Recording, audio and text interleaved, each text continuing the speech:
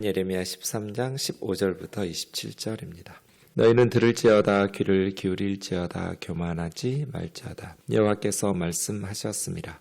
그가 어둠을 일으키시기 전 너희 발이 어두운 산에 거치기 전 너희 바라는 빛이 사망의 그늘로 변하여 침침한 어둠이 되게 하시기 전에 너희 하나님 여호와께 영광을 돌리라. 너희가 이를 듣지 아니하면 나의 심령이 너희 교만으로 말미암아 은밀한 곳에서 올 것이며 여호와의 양떼가 사로잡힘으로 말미암아 눈물을 흘려 통곡하리라. 너는 왕과 왕후에게 전하기를 스스로 낮춰 앉으라. 관 곧 영광의 면류관이 내려졌다 하라. 네겝의 성읍들이 봉쇄되어 열자가 없고 유다가 다 잡혀가되 온전히 잡혀가도다. 너는 눈을 들어 북방에서 오는 자들을 보라. 내게 맡겼던 양떼, 내 아름다운 양떼는 어디 있느냐? 너의 친구 삼았던 자를 그가 내 위에 우두머리로 세우실 때 내가 무슨 말을 하겠느냐? 내가 고통에 사로잡힘이 산고를 겪은 여인 같지 않겠느냐? 내가 마음으로 이르기를 어찌하여 이런 일이 내게 닥쳤는고 하겠으나 내 죄악이 크므로 내 치마가 들리고 내 발 뒤꿈치가 상함이니라. 구스인이 그 피부를 표범이 그 반점을 변하게 할 수 있느냐? 할 수 있을진데 악에 익숙한 너희도 선을 행할 수 있으리라. 그러므로 내가 그들을 사막 바람에 불려가는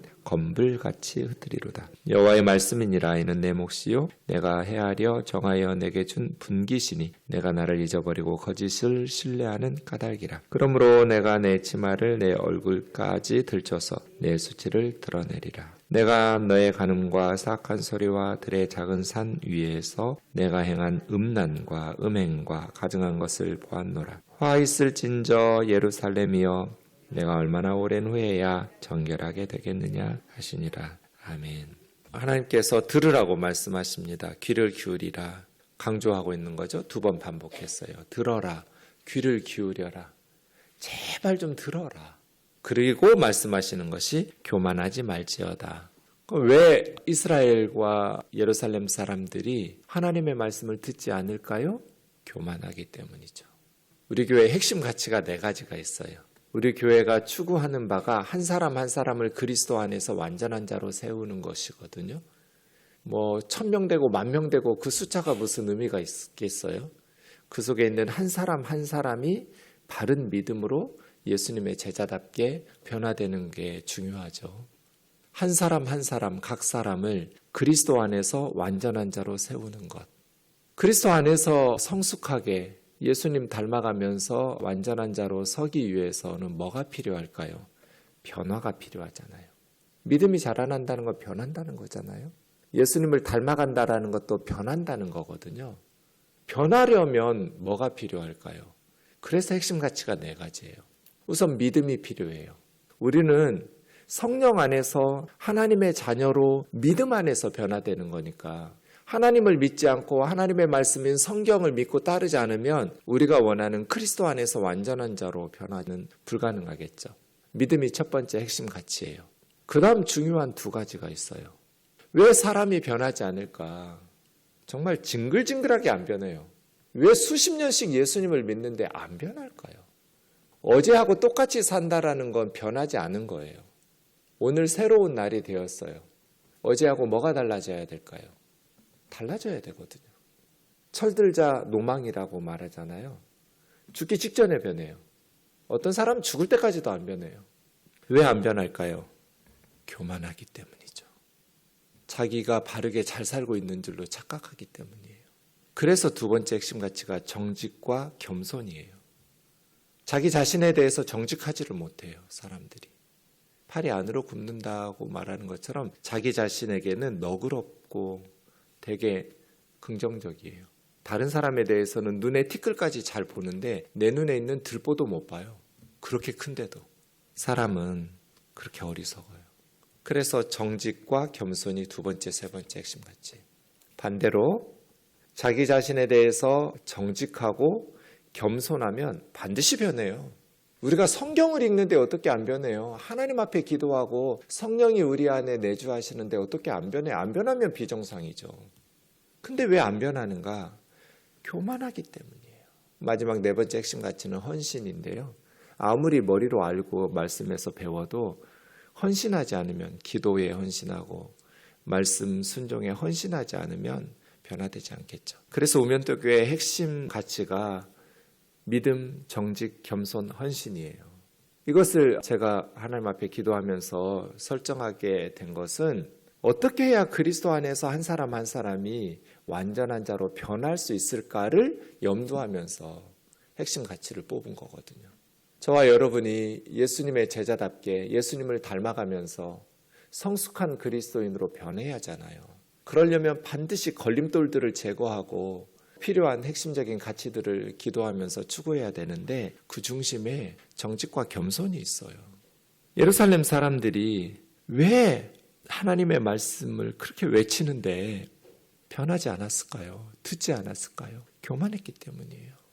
그래서 제가 말하잖아요. 지혜로운 사람은 말씀을 통해서 겸손하게 변화된다. 어리석은 사람은 경험을 통해서 쓰라린 고통을 통해서 실패를 통해서 깨닫고 변화된다. 하나님이 우리를 사랑하시기 때문에 그런 쓰라린 실패와 나라 망하고 교회 망하고 가정 무너지고 깨닫는 것을 원치 않으시잖아요.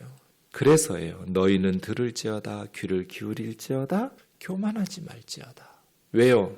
여호와께서 말씀하셨기 때문이라. 하나님의 말씀이니까 겸손하게 귀 기울여서 들으라는 거잖아요. 그가 어둠을 일으키시기 전에 회개가 중요한 게 타이밍이라고 그랬잖아요. 시간, 때가 있어요. 어둠을 일으키시기 전에 겸손하게 듣고 회개하는 자는 지혜로운 자죠. 너희 발이 어두운 산에 걸려 넘어지기 전에 이건 뭐예요? 앞으로 너희가 어두운 산에 너희 발이 걸려 넘어질 거야. 하나님께서 어둠을 일으키실 거야. 너희가 바라는 빛이 너희는 빛을 바라지만 어둠 사망의 그늘로 변하여 침침한 어둠이 되게 하실 거야. 그러기 전에 여호와 하나님께 영광을 돌리라. 하나님께 영광 돌리는 삶을 살라는 거잖아요.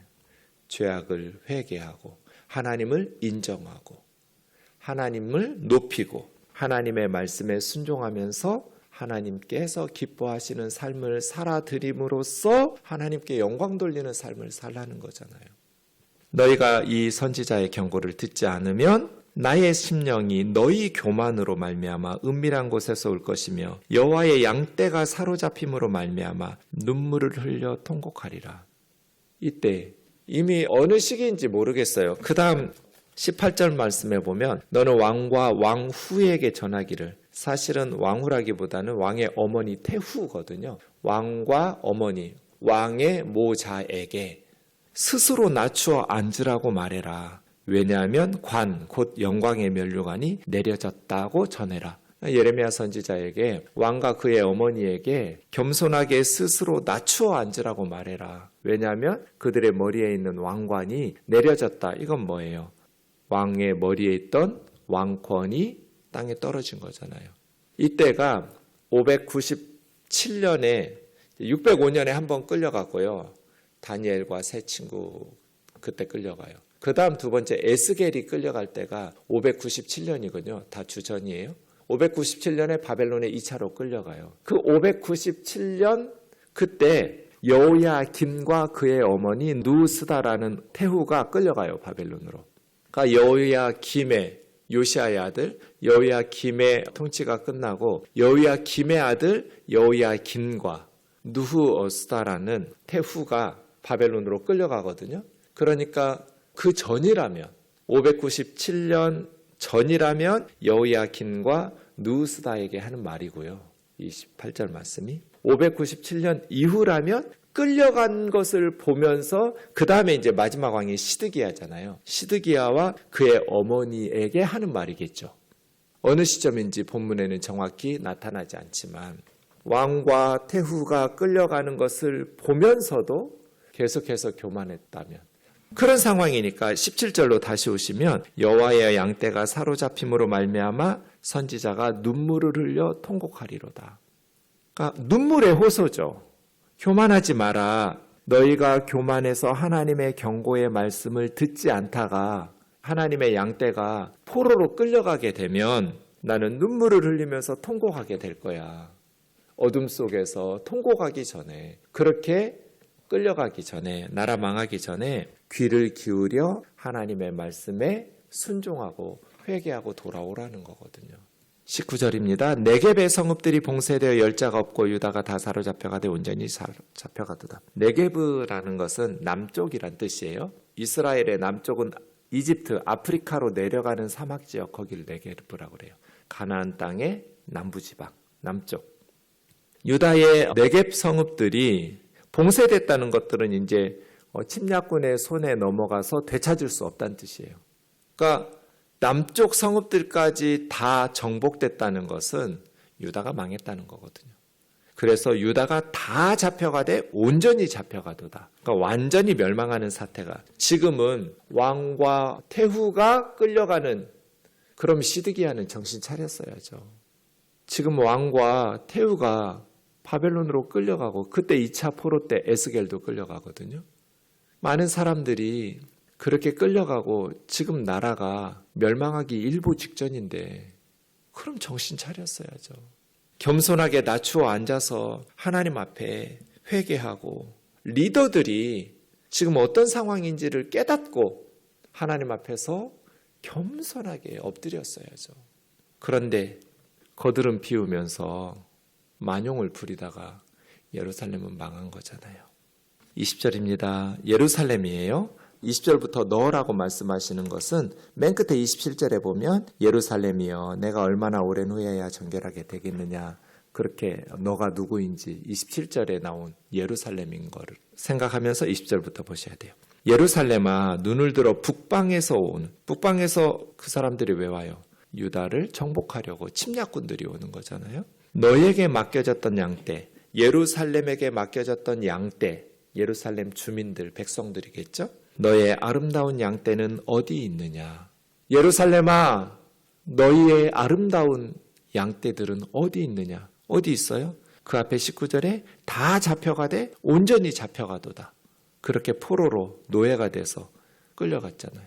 너의 친구 삼았던 자를, 원문에 보면 복수니까 예루살렘의 친구를 삼았던 사람들, 그러니까 이제 주변의 나라들이겠죠. 그가 내 위에 우두머리로 세우실 때 네가 무슨 말 하겠느냐? 하나님께서 너희가 이웃으로 삼았던 옆에 있는 나라들을 너의 머리로 삼았다, 우두머리로 삼았다는 건 너희를 지배하고 다스리게 했다라는 거겠죠. 평소에는, 그전에는 일본하고 서로 무역하고 교류하고 사신을 보내고 했다가 그랬던 이웃이라고 생각했던 일본이 한국의 우두머리로 하나님이 세우시고, 그건 이제 침략해서 일제강점기로 들어가는 상황, 그런 상황이에요. 그때 네가 무슨 말을 하겠느냐? 예루살렘이 무슨 말을 할까요? 두 번째, 네가 고통에 사로잡힘이 산고를 겪는 여인 같지 않겠느냐? 해산의 고통을, 성경에서 가장 힘든 고통을 비교할 때 해산의 고통, 산고의 고통으로 표현하잖아요. 그러니까 너의 고통이 해산하는 여인이 고통하는 그러한 고통 같지 않겠느냐? 그때 네가 마음으로 이르기를, 22절 보세요. 기가 막혀요. 나라 망하고 지금 해산의 여인의 고통과 같이 예루살렘이 부르짖고 있을 때 그 사람들이 마음으로 무슨 생각할까요? 뭐라고 말할까요? 예루살렘이 멸망할 때 어찌하여 이런 일이 내게 닥쳤는고 하겠으나. 이게 무슨 말이에요? 엄청난 재앙을 당해서 예루살렘이, 성전이 불타고 왕궁이 불타고 집들이 다 불탔거든요. 사람들이 죽고 끌려가고, 이런 전란 속에서 예루살렘 사람들이 뭐라고 마음속으로 말하냐면 어찌하여 이런 일이 내게 닥쳤는고. 그러니까 망하는데도 그 이유를 몰라요. 왜 자기들이 그런 재앙을 당하고 있는지를. 왜 그랬을까요? 거짓 선지자들에게 세뇌됐기 때문이에요. 하나님이 복을 주실 줄 알고 축복을 기대하고 있는데 구원해 주시고 예루살렘은 함락당하지 않는다고 거짓 선지자들의 메시지에 세뇌를 당했는데, 그렇게 성전이 불타버리니까 어찌하여 이런 일이 내게 닥쳤는고 하는 거예요. 그런데 너의 죄악이 크므로 내 치마가 들리고 발 뒤꿈치가 상한다. 이게 이제 우회적인 표현이거든요. 발 뒤꿈치, 성기를 말해요. 그러니까 여성 명사잖아요. 도시와 국가는. 그래서 치마가 들리고 발 뒤꿈치가 상한다라는 것은 성폭행 당한다는 뜻이에요. 북방의 바벨론 군대에게 성폭행을 당한다. 예루살렘이 성폭행 당한다는 건 뭐예요? 그만큼 수치스럽게 너희는 짓밟히고 나라가 도시가 완전히 이방인들에 의해서 수치스러운 고통을 받게 될 거야. 그런 뜻이죠. 왜? 너의 죄악이 크므로. 그렇게 큰 죄악을 범하면서도 세상의 자식들을 흰놈의 아들 골짜기에서 인신 제물로 불태워서 바쳤어요. 예루살렘 성전에다가 손으로 만든 돌이나 나무로 깎아서 만든 우상들을 곳곳에 세워놓고 성전 안에서 우상 숭배했어요. 신의 숫자가 지금 일본처럼 도시 성읍수만큼 많았어요. 골목마다 거리마다 바알에게 제사하는 우상의 신전들, 제단들을 만들었어요. 명백한 증거들이에요. 그렇게 살면서도 어찌하여 이런 일이 내게 닥쳤는고, 그 이유를 모르는 예루살렘 사람들이 어떻게 이럴 수가 있을까요? 22절. 구스인이 그 피부를 표범이 그 반점을 변하게 할 수 있겠느냐? 없죠. 구스는 아프리카 에티오피아 쪽 사람들. 아프리카 사람들이 검은 피부를 바꿀 수 있어요? 없어요. 표범이 얼룩달룩한 반점을 바꿀 수 있어요? 없어요. 이게 무슨 뜻이에요? 악에 익숙한 너희도 바뀔 수 없다. 안 변해요. 너무 악한 것에 익숙해져가지고 아무리 설교를 들어도 안 변해요. 아무리 기도를 해도 안 변해요. 왜? 너무 익숙해졌어요. 악에 익숙해진 너희도 선을 행할 수 있으리라. 악을 행하는데, 너무나 악을 행하는데 익숙해서 그게 악인 줄도 몰라요. 그래서 예루살렘과 유다는 어떻게 해볼 수가 없다. 구스인이 피부를 변할 수 있느냐? 없죠. 표범이 얼룩얼룩한 반점을 변하게 할 수 있느냐? 없어요. 너희 유다도 변할 수가 없구나. 그럼 남은 건 심판밖에 없죠. 나라 망하는 것밖에 없어요. 한국 교회에게 말하는 것 같아요. 다들 회개한다고 그래요. 근데 뭘 회개해요? 빌리그리암 부흥 50주년 해가지고 모여가지고 모세의 지팡이 하나씩 들고 홍해 가른다고 생쇼를 하던데, 회개한다고 다 회개기도 하더라고요. 뭘 회개해요? 세스판 김하나 목사가 통역하고 오정현 목사, 김삼환 목사가 나서가지고 자기들의 죄를 회개해야죠. 교회가 악을 행하는데 너무 익숙해져가지고 변할 수 있을까? 그래야 우리 아이들이 살 텐데, 그래야 하나님께서 우리 교회에 복을 주시고, 교회가 무너지면 나라 망해요. 영적인 타락은 반드시 윤리적인 타락으로 이어져요. 교회가 그 민족의 희망이에요. 하나님이 교회를 통해서 일하시니까요. 복을 주시니까요. 교회가 바로 서지 않는데 나라가 어떻게 바르게 돼요? 문제는 너무 익숙해졌어요. 처음에 그 일이 시작할 때 제가 안 믿었어요. 제 친구 목사한테 듣고. 목사가 권리금을 받고 나간다는 거예요. 작은 교회니까 은퇴금을 받을 수가 없잖아요. 그러니까 후임 목사에게 돈 달라고 한다는 거예요. 이 작은 교회지만 내가 은퇴하면 먹고 살아야 되니까 어떻게 그럴 수가 있냐고. 세상에 그런 목사가 어디 있겠냐고. 요즘은 안 그런 교회가 없어요. 큰 돈 있는 교회를 빼고는 작은 교회 목사들도 이제 성도들한테 교회에서 돈 받아 나갈 수는 없으니까 후임 목사한테 권리금을 받고 나가요. 근데 익숙해졌어요. 그래서 그게 잘못인 줄 몰라요. 그럼 나는 어떻게 살아? 뭐 먹고 살아? 어쩌다가 이렇게 양아치들이 됐는지 모르겠어요. 그럼 이제 한국 교회는 남은 건 심판밖에 없어요. 그러므로 내가 그들을 사막의 바람에 불려가는 건불같이, 걔가 뭐가 힘이 있어요? 건불이 바람 부는 대로 여기저기 흩어져서 세상 곳곳으로 가겠죠. 여호와의 말씀이니라. 이것이 너의 몫이다. 너희들 스스로 자초한 재앙이야. 내가 헤아려 정해준 너의 분깃이니 너희가 나를 잊어버리고 거짓 우상들을 신뢰했기 때문이다. 치마를 얼굴까지 들춰서 발가벗기는 거죠. 수치를 드러내리라. 내가 너의 간음, 사악함, 들의 작은 산 위에서 행한 음란한 우상 숭배와 가증한 것을 보았노라. 우리는 지금 하나님께 무엇을 보여드리고 있을까요? 예루살렘이여, 네가 얼마나 오랜 후에야 정결하게 되겠느냐. 하나님께서 도무지 변화되려고 하지 않는 그들, 엄청난 재앙을 당하면서 고통을 받는데도 자신들의 죄가 무엇인지를 깨닫지를 못하고 어떻게 이런 일이 벌어졌지? 내가 왜 이런 일을 당하고 있지를 깨닫지 못하는 그런 어리석은 영적으로 무딘 그러한 성도들 되지 않기를 주의 이름으로 축원합니다. 말씀의 거울 앞에 날마다 비춰보면서 겸손하게 정직하게 하나님 앞에 나아가서 우리의 겉사람은 늙어져 가고 있지만 우리의 속사람은 날로 새로워서 하나님을 닮아가는 그리스도의 제자다운 성도들 되기를 주의 이름으로 축원합니다. 기도하겠습니다. 하나님 아버지, 어둠이 임하기 전에 우리의 발이 어둠에 걸려 넘어지기 전에 깨닫고 겸손하게 하나님의 말씀을 들을 수 있는 영적인 청각을 우리에게 허락하여 주옵소서. 한국교회가 위기를 만나고 있고 지금 상황이 심각한데도 왕의 자리에 앉아있는 것처럼 그렇게 겸손하게 내려앉을 줄을 모르고 리더들이 무감각에 휩싸여 이기적이고 교만하고 그렇게 어리석게 살다가 하나님의 심판을 받을까 두렵사오니 주여 우리 스스로의 죄와 허물을 깨닫고 내가 하나님의 은혜가 아니면 살 수 없는 죄인임을, 하루만 살아도 지옥에 가기에 충분한 죄인임을, 하나님의 은혜가 아니면 예수님 제자답게 살아갈 수 없는 죄인임을 깨닫고 주님의 은혜를 기억하고 구하고 사모하고 날마다 우리의 죄와 허물을 하나님 앞에 고백하며 회개하는 성도들 되게 하옵소서. 예수님의 거룩하신 이름으로 기도하옵나이다. 아멘.